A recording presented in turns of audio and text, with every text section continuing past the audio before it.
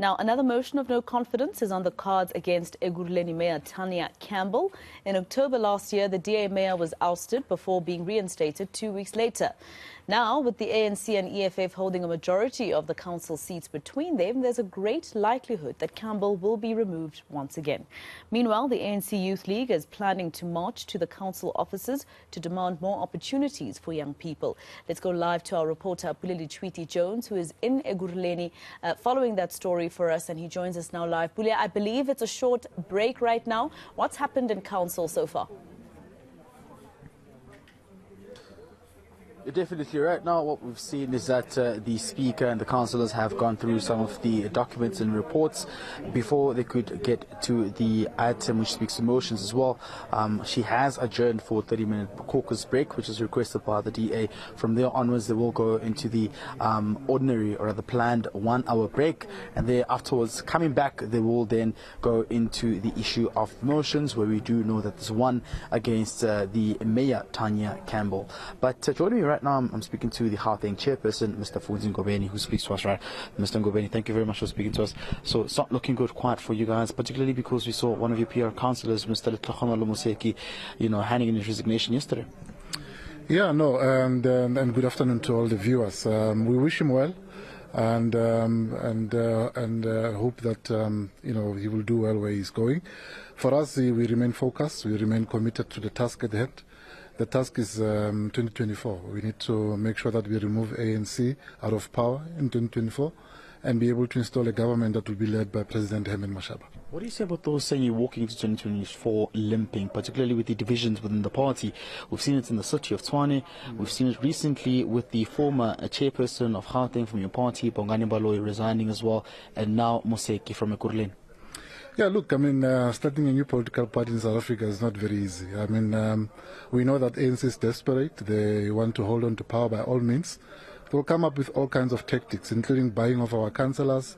That happened in Tshwane, for example, including trying to destabilize us internally. And I think South Africans should be aware that that's the nature of politics that we've seen in South Africa. I think you'll remember the emergence of COPE. It was divided, it was infiltrated, and they killed it from inside. Here in Action SA, we won't allow that. We are quite decisive. We identify an issue, we deal with it immediately.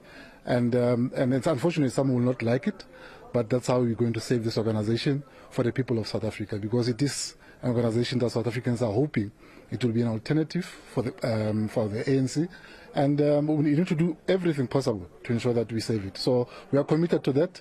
Project 2024 is still unfolding, and we are all committed in making sure that we get there. What are some of the reasons for Museki to resign? Honestly, he didn't give any reason. I think in his letter, you will have seen it circulating on social media. He didn't say anything.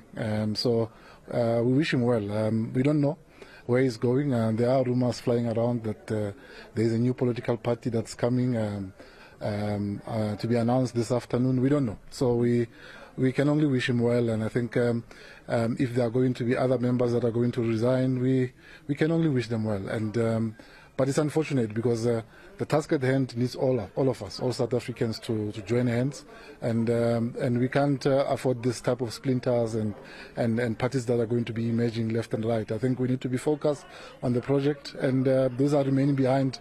We are definitely going to fight this battle up until the end. Yeah. Was he facing any disciplinary processes? Why did he resign? Is there like an atmosphere of not so good leadership within Action SA?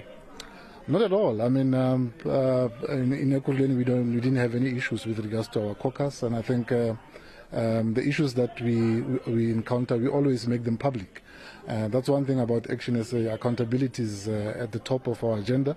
We keep South Africans aware of what is happening. So if there were issues here, we would have let them know. But there were no issues at all. Just in brief, would you say you're being weakened in Gauteng? I mean, you're not so good in the city of Johannesburg, not in power as well. Don't have MMC's Mako here as well. We see Tanya will be removed as the numbers are against you. In the city of Tshwane also seems as though it's a different ball game.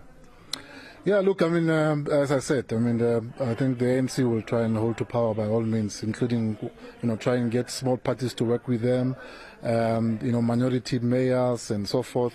That's what we are seeing across the metros, and it's a tactic and a strategy for them to hold on to power. For us, we'll do whatever's possible to keep going. Okay. Thank you very much, Mr. Ngobeni, the Gauteng chairperson of Action SA. All right, eNCA's Pule Letshwiti-Jones live for us in Ekurhuleni. Let's leave it there for now.